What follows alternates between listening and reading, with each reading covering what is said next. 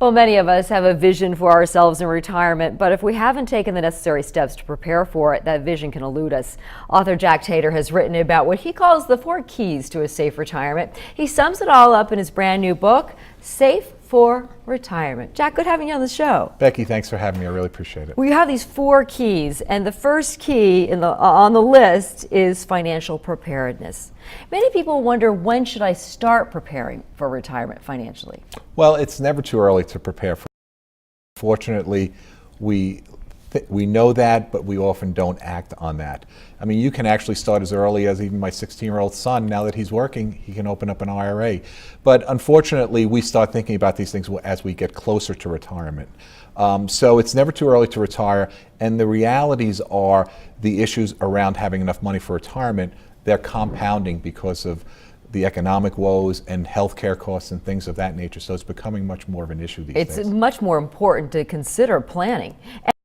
So do you think a person can do it on their own, or do you think they need to have help? Well, there are a lot of options for people to do it on their own, but I think when you look at the issues related to retirement for retirees and for pre-retirees, I think it warrants taking a look at working with an advisor.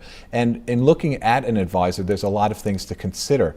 Most advisors are recommended to people from referrals and things of that nature. But in the book, I talk about a way to kind of go through a process of choosing the right advisor, taking a look at the individuals, seeing how they work with people, what are their service level commitments, what's their background, things of this nature. You can actually Google information on different advisors.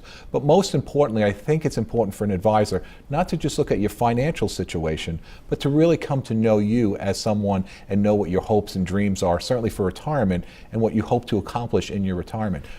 Before you sit down with a financial advisor, or you do this yourself, you probably have to be pretty clear in terms of what your goals are, but also what you even Right. have a pretty good understanding of that, no? Right, correct. One of the things when you talk about one of the 4 keys is financial preparedness. When you start thinking about retirement, you've really got to roll your sleeves up. And working with an advisor is great because you can get some expertise and they can kind of push you, but the reality is the job is something that you need to do. You need to roll your sleeves up, you need to lay out what your assets are, what your liabilities are, really take a look at your own balance sheet. Go find all those papers that are in the boxes of all the different statements you have out there, pull and get them and put them in front of someone and say, here's what I have. It's the only way to plan, as well as it's also going to help you out with your next of kin in terms of handling, okay, what do I do with this money later on? You know, when choosing a financial advisor, many people think it's better to go with the big firms, the big names, but oftentimes they have their own products that they're selling for that company, and that may not be in your best interest. That's correct. And I think the reality is you have to look at the individual that you're going to. They'll tell you that as well, whether they work for a big firm or whether they work independently. You're going to work with that financial advisor. The big firms, yes, they have products to sell, but so do the little firms. Everyone has products to sell, and I was an advisor for a number of years, so I know the good and the bad side of that. But the important thing is to work with someone that you trust, someone who you really feel has your best interest at heart, not their interest. We look at our lives in these various compartments, but you mentioned a holistic approach to your retirement. So how much information beyond what your assets and liabilities are should you disclose to a financial advisor? And I'm thinking, say, for example, health, because health costs are going to be some of the biggest that we're going to have to tackle in retirement. Well, I think one of the interesting things that we're seeing right now is that there used to be this firewall up between discussing health care and health and your finances. And what more advisors are starting to recognize is just what you said, the healthcare. So they're starting to say, I need to discuss this with my clients. And clients are starting to say, I need to bring this up. I need to get some advice from my advisor about this. Because the reality is the gap between what Medicare and ultimately what your medical costs are going to be in retirement is $250,000 per family. Well, in other words, you're going to have to pay that. Right. You're going to have, just for your health care, you're going to have an estimated $250,000.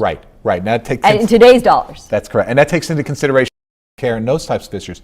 So the costs are immense. And it is a financial matter. And because it's a financial matter, advisors are starting to say, I need to bring this up with my clients. I need to discuss this with my clients because I can have the best plan, retirement plan, investment plan with my client, but that could be knocked down because of some health issue, either with the client, their family member, or their spouse. Yeah, and when it comes to anticipating what might happen with Medicare, Medicaid, Security, should you count on that being there, or if you're a younger boomer or even younger, should you say, I have to really plan to foot most of the retirement bill myself? Well, I think the reality is they're unsustainable right now. Well, right. Whether they're going to go away or whatever is up in the air. The reality is it's going to change. Okay, Social Security rules are going to change. That age that you can get the benefits, that's going to keep moving further and further. Medicare is what we have right now is we have some options for people to take more responsibility for their health care costs, and I think you're going to see more and more of that. Such things as the HSA, the Health Savings Account, which is something that you can take advantage of if you have a high deductible insurance plan. You can basically put up to $6,250 into an HSA per family, and it's not if you don't use it, you lose it. You can actually roll that over. That for a number of years. All of a sudden, as you get older, you put that together, that can help pay for some of these supplemental costs. All right, it pays to do your homework and to really start planning. Jack Tatar, the book is Safe for Retirement. Thanks so much. Becky, thank you so much. And we're going to continue with 12 on the Money. We'll take a break first, though.